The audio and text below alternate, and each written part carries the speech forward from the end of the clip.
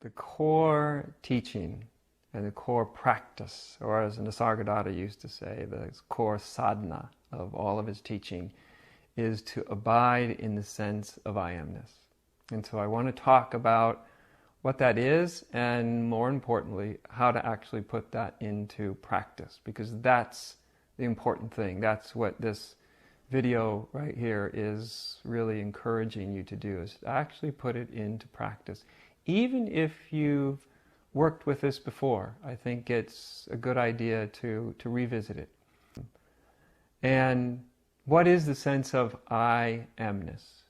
And the key to this practice, as any spiritual practice is to remain strictly focused on your own experience and your own perception.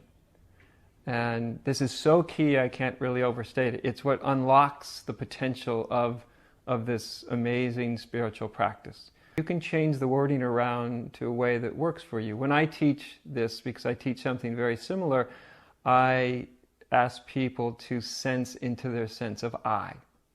Nisargadatta said, your sense of I amness. So normally, when we are thinking about ourselves or talking about ourselves, we are focused on what follows I am. I am healthy, I am strong, I am talented, I am worthy, I am unworthy, I am a man, I'm a woman, I'm enlightened, I'm unenlightened. We're always focused on what comes after the I am. And basically, those defining words that come after the I am, those are what make up our egoic identity. And so when Nisargadatta says to focus on the sense of I amness, or the sense of I, it is the I before all the defining words, all the defining characteristics, right down to the definitions of our own genders. And so it's, if you just say to yourself in your mind, I am, or just I, and don't define yourself at all. And if you just say that, sometimes it helps to close your eyes for a moment and just say to yourself, I, or I am. And then just be quiet for a moment. Don't define the sense of I am at all. Just stay with the sense of what the I am feels like, what the sense of it's like. And just doing this starts to bring you out of your mind, because the mind is what's defining everything. By staying in the sense of I am, we're staying away from the defining tendency, the commentary of the mind. And we're just coming back to the purity, the simplicity, the directness of what we are before we define ourselves. Because every definition you have ever given to yourself is something that's fleeting. It's only there as long as your mind is insisting that it's there, as long as your mind is stating it over and over. As soon as you stop thinking about your own self-definition, that self-definition is gone. And so whether your definition is good or bad or anything in between, when you start to notice that all of it's fleeting, it's just like thoughts moving across the screen of your consciousness. And so by going to the I am, what you're focusing on is not what's going across the screen of your consciousness. No, you're focusing simply on the sense and the feel of your awareness itself. And there's really no right or wrong way of doing this unless you get caught in your mind again. So take a moment and just say in your mind, I am.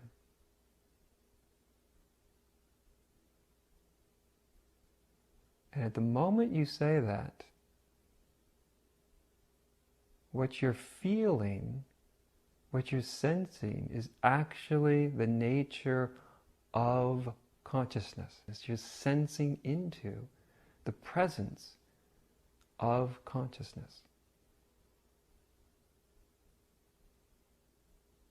And so the I am is just a way of directing your attention to this simple presence of consciousness, the presence of your being.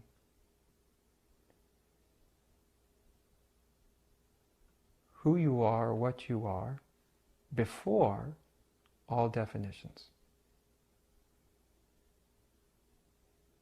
Just simply abide in the sense of I am.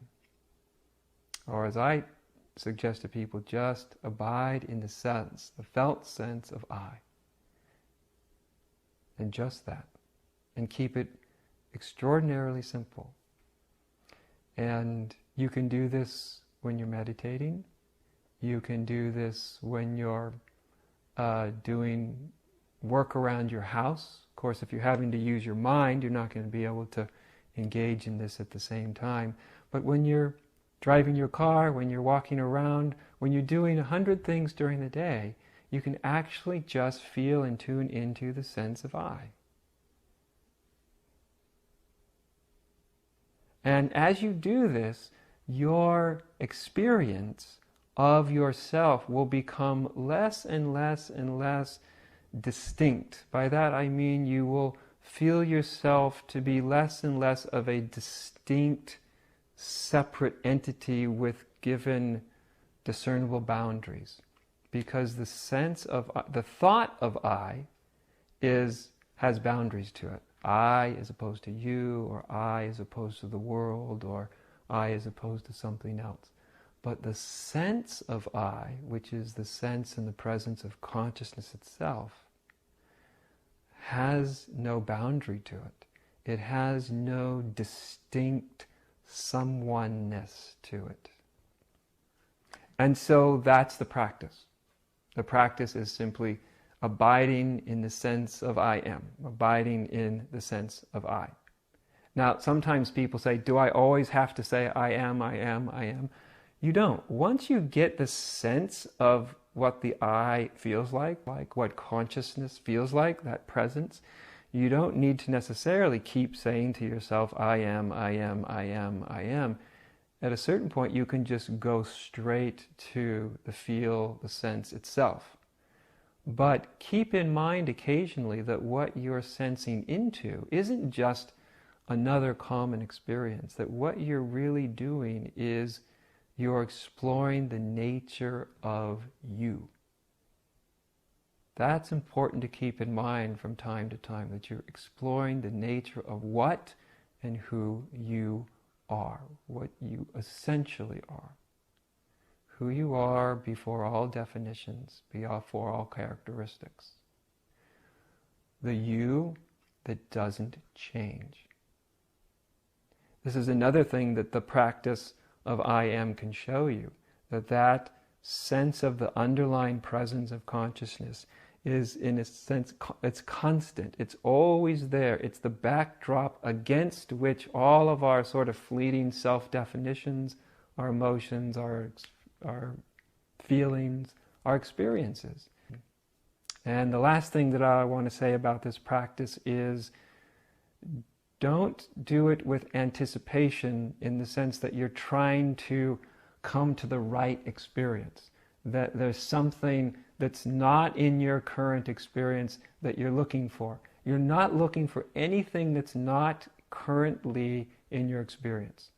What the practice does is help focus you more clearly and more one-pointedly on what is there. Not what may come, because what's not there right now, it's what comes and goes. And as Nisargadatta himself said, is what you're looking for is what doesn't come and go. And so just stay focused on your experience. Don't worry about defining it. Don't even worry at this point about whether you're having the right or wrong experience. Just feel in to that sense of I, that sense of stillness, and presence and silence, just underneath the I thought, the definition of yourself. And just do that every day, many times a day. Do it with some time of meditating, and also do it when you're just going around your day.